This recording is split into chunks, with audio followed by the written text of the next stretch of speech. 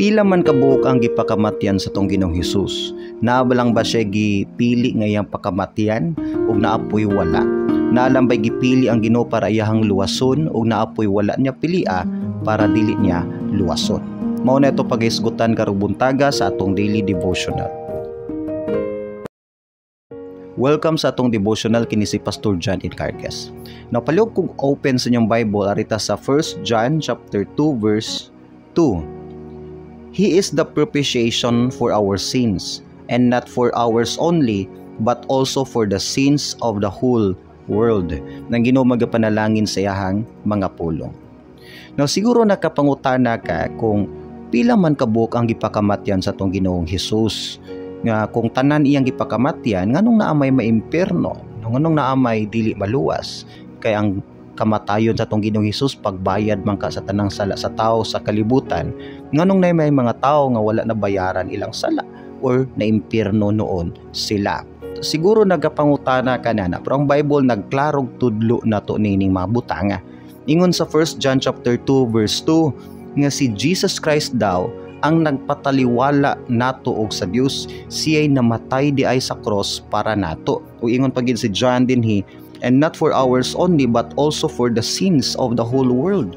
Ingon si John nga wala lang siya namatay nato sa gisulatan ni John aning letter niya sa 1 John.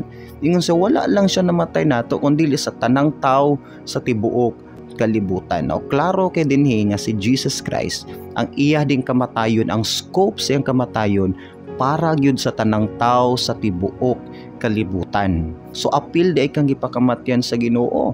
Apil ang mga tao nga wala nakadungog, apil ang mga atheists, ang mga agnostic, even ang mga tao nga na-impluwensya og maayo ni Satan, apil sila gipakamatyan sa ato ang Ginoong Hesus. Pero nganong dili man tanang tao pod malangit?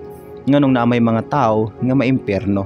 Tungod na silang desisyon, choice nila actually nganong wala sila nakadawat sa kaluwasan. Gani gusto sa atong Ginoong Hesus nga tanang tao makadawat gyud og kaluwasan. According sa 2 Peter chapter 3 verse 9, ingon dinhi, the Lord is not slack concerning his promise, as some men count slackness, but is long suffering to usward, not willing that any should perish, but that all should come to repentance. So klaro din ingon ni Apostle Peter nga dili gusto sa atong Ginoong Hesus nga naay maimpierno. So ang will, ang gusto, ang tinguha gid sa atong Ginoo, tanang tao makahinulsol sa iyang sala, tanang tao makadawat og kaluwasan. So nagtinguha gid atong Ginoo nga tanang tao unta maluwas, mo nang ang tanang tao iyahang pakamatyan. Kung tanang tao gipakamatyan, nganong na may mga tao nga maimpierno tungod na sa choice nila.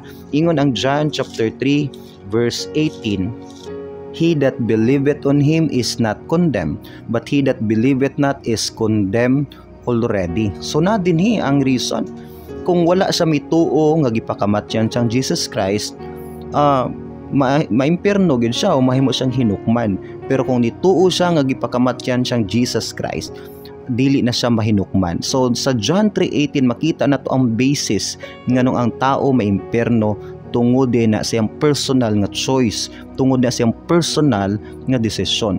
Dili na tungod kay wala siya gipili sa Ginoo para maluwas mo nang maimpierno siya.